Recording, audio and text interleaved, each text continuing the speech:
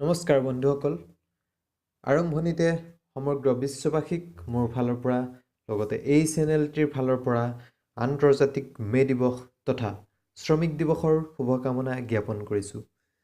প্ৰতিজন শ্ৰমিকৰ জীৱনৰ দুখ দুৰ্দশাৰ জীয়া ছবি মই অনুভৱ কৰোঁ, কিয়নো মই নিজেও এজন শ্ৰমিক বাবে এনেকৈ দুআষাৰ মনৰ কথা কোৱাৰ সিদ্ধান্ত ল'লোঁ।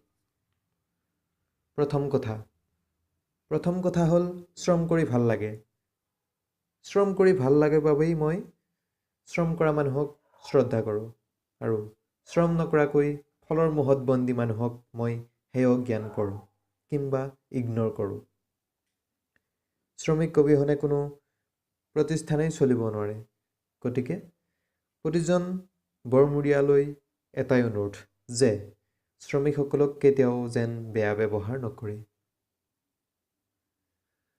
আজিৰ সমাজৰ আটাইতকৈ পুতৌ লগা কথা যে শ্ৰমিকে পাব লগা সন্মান কিংবা প্ৰাপ্যখিনি পাবলৈও বহুত কষ্ট কৰিবলগীয়া হয়। কিন্তু কিয়? তেওঁলোকৰ অবিহনে জানো কিবা কাম কৰা সম্ভৱ হ'ব? শ্ৰমিকক উচিত ব্যৱহাৰ কৰিব জনাজনৰ ওচৰত ময়ো হাজাৰবাৰ শ্ৰমিক হ'ম। শ্ৰমিকক উচিত ব্যৱহাৰ কৰিব জনাজনৰ ওচৰত ময়ো হাজাৰবাৰ শ্ৰমিক হ'ম, কথা দিছোঁ। এতিয়াও শ্ৰমিক, আগলৈ শ্ৰমিক হ'ম। কিন্তু কোৱা বাহুল্য যে শ্ৰমিকৰ তেজৰ টোপাল বৰমূৰীয়াসকলৰ তেজতকৈ বহু গুণেই গৰম। গতিকে সমস্যা জৰ্জৰ শ্ৰমিকৰ দুখত এচাম উপৰুৱা ব্যৱসায়ীয়ে যাতে জ্বলা জুইত ঘিউ ঢলাৰ দৰে কাম নকৰে। নহ'লে জানেই নহয়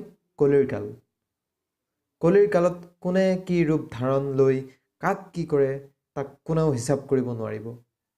বাৰু, শেষ কথা হিচাপে কওঁ, পৃথিৱীত থকা শিশু শ্ৰমিকবোৰ নাইকিয়া কৰিব পাৰিলে মই নিজেও সুখী হ'ম, আপুনিও সুখী হ'ব।